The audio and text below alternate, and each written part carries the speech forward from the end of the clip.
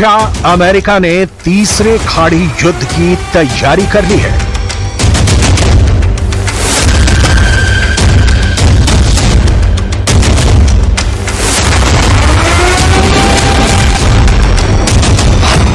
America ने अपनी 30% नौसेना इजरायल को बचाने के लिए उतार दी है, या अमेरिका ने अपनी 1/3 नेवी ईरान को मिटाने के लिए तैनात कर दी है।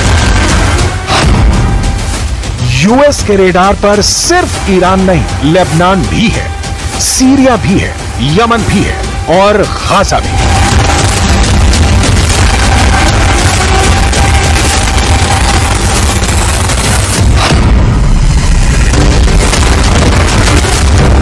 बाइडेन के विध्वंसकों ने इजरायल के दुश्मनों को घेर लिया है। ये इजरायल के दुश्मनों के लिए वाकई बहुत बुरी खबर है। 30% नौसेना तैनात करने का मतलब है कि दुनिया के 3 समंदरों पर इस वक्त बाइडेन का कब्जा हो चुका है। यूएस नेवी के इस डिप्लॉयमेंट से इजरायल के दुश्मनों के पसीने छूट गए हैं। कहां तो ईरान इजरायल पर हमले की धमकी दे रहा था और कहां अब खुद की सुरक्षा करनी तक मुश्किल हो गई है। सिर्फ ईरान ही नहीं, इस तैनाती से लेबनान भी सहमा हुआ है, यमन भी घबरा गया है और गाजा तो इजरायल की लिस्ट में सबसे ऊपर है। इसलिए एक बार फिर सवाल, क्या अमेरिका ने तीसरे खाड़ी युद्ध की तैयारी कर ली है? अमेरिका ने पहला खाड़ी युद्ध 1990 में लड़ा। तब अमेरिका के राष्ट्रपति थे जॉर्ज डब्ल्यू बुश सीनियर और निशाने पर थे इराक के राष्ट्रपति सद्दाम हुसैन। दूसरा खाड़ी युद्ध 2003 में हुआ।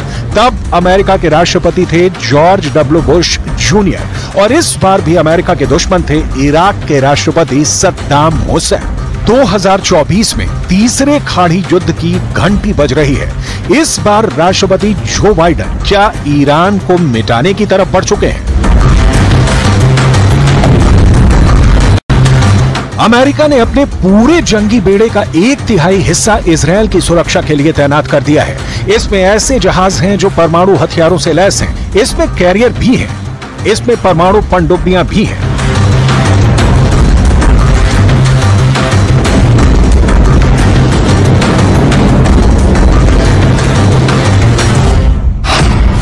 अमेरिका का carrier battle group USS Abraham Lincoln की लीडरशिप में भूमध्य सागर को कवर करेगा।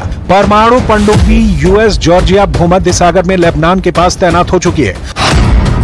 ओमान की खाड़ी में USS Theodore Roosevelt carrier alert पर है, यानी यहां से ईरान को खतरे में डाल सकता है।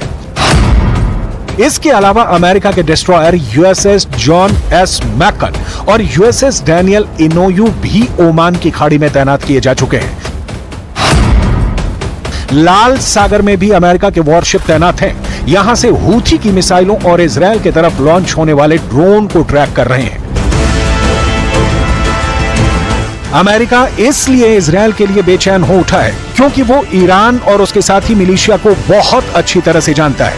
अमेरिका को पता है कि इजरायल अपनी रक्षा खुद नहीं कर पाएगा। यही वजह है कि अमेरिका इस इलाके में अपनी ताकत को तेजी से बढ़ा रहा है। पेंटागन के मुताबिक रक्षा मंत्री लॉयड ऑस्टिन ने इजरायल के रक्षा मंत्री योआव गैलेंट से बात की। साथ ही उन्हें भरोसा दिलाया कि अमेरिका इजरायल के बचाव में हर वो जरूरी कदम उठाएगा जो उठाने चाहिए।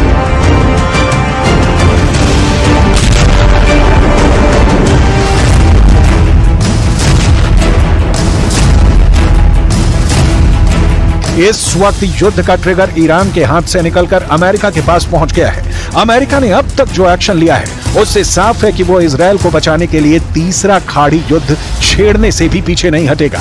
अगले 24 घंटे में बाइडेन को यह फैसला करना होगा कि अगर ईरान इजरायल पर हमला करता है तो उनके टारगेट पर तेहरान के अलावा कौन कौन से शहर होंगे और क्या ये युद्ध सिर्फ खाड़ी तक सीमित रहेगा या फिर दुनिया गल्फ वॉर के साथ वर्ल्ड वॉर भी देखेगी।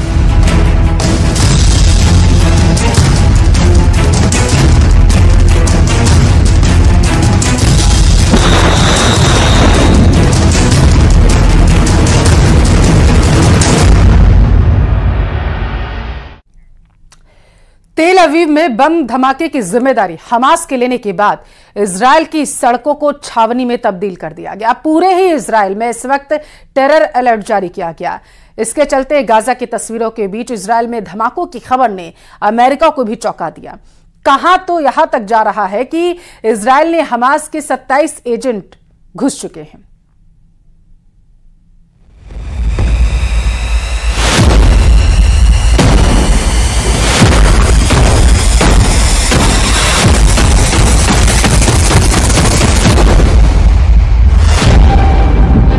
इजराइल की राजधानी तेल अवीव में फटा बम।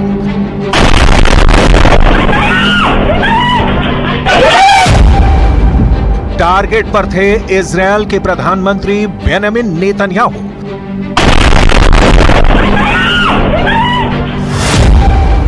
रक्षा मंत्री योव गैलेंट को उड़ाने की थी तैयारी।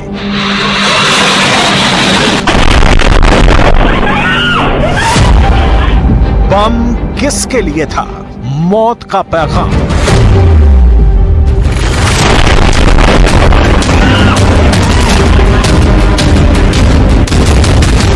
जिनके घर शीशे के बने होते हैं वो दूसरों के घर पर पत्थर नहीं मारते।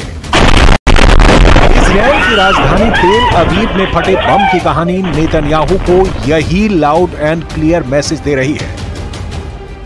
ועוד לא יודעים, תכף אנחנו כרגע בודקים את הדברים, ונכון לעכשיו אני יכול לומר שזה יכול להיות פח"ע וגם יכול להיות פלילי. כיוון הפח"ע מאוד רציני. तेल अवीव में बम टारगेट पर पहुंचने से पहले ही फट गया, जिसमें उसी शख्स की मौत हो गई जो बम को ले जा रहा था। सवाल यह है कि यह बम किसकी जान लेने के लिए ले जाया जा रहा था? बम का टारगेट कौन था? क्या ये बम हमास प्लांट करने की कोशिश में था या इजराइल के भीतर ही बैठा कोई दुश्मन बम प्लांट करने की फिराक में था? इसकी डिटेल अभी तक तेल अवीव की पुलिस जुटाने में जुटी है। लेकिन यह बहुत गौर करने वाली बात है कि यह पहली बार नहीं हुआ है जब तेल अवीव में इस तरह की कोई घटना हुई है। गाजा में खून खराबे के बीच ऐसा कई बार हुआ जब तेल अवीव भी दहला, कभी लेबनान के हिजबुल्लाह के रॉकेट से, कभी चाकूबाजी से, ये कभी मिसाइल अटैक के पहले के सारन से। इजराइल वॉर मोड में है, लेकिन खुद इजराइल के खिलाफ हमले नहीं रुक रहे। इस बीच इजराइल ने गाजा में ताजा हमले किए हैं। इन हमलों में 29 फिलिस्तीनियों की मौत हो गई है। गाजा पर ताजा अटैक उस वक्त हुआ है जब अमेरिका के विदेश मंत्री एंटनी ब्लिंकन इजराइल में थे। शांति प्रस्ताव पर बातचीत के लिए इजराइल बातचीत के लिए कितना तत्पर है, कितना उत्सुक है, गाजा पर हुए हमले उसकी बानगी है। गाजा के स्वास्थ्य अधिकारियों के मुताबिक सेंट्रल सिटी दीर अल बला में एक घर पर इजरायली हवाई हमले में बच्चे और उनकी मां की मौत हो गई। मरने वालों में एक ही परिवार के 8 लोग शामिल हैं। हमले में एक महिला और उसके 6 बच्चों की मौत हुई है। इजरायली सेना ने कहा कि उसने दक्षिण शहर खान यूनिस से इजराइल पर हमला करने के लिए इस्तेमाल किए गए रॉकेट लॉन्चरों को नष्ट कर दिया, जो हाल के हफ्तों में तीव्र लड़ाई की जगह थी।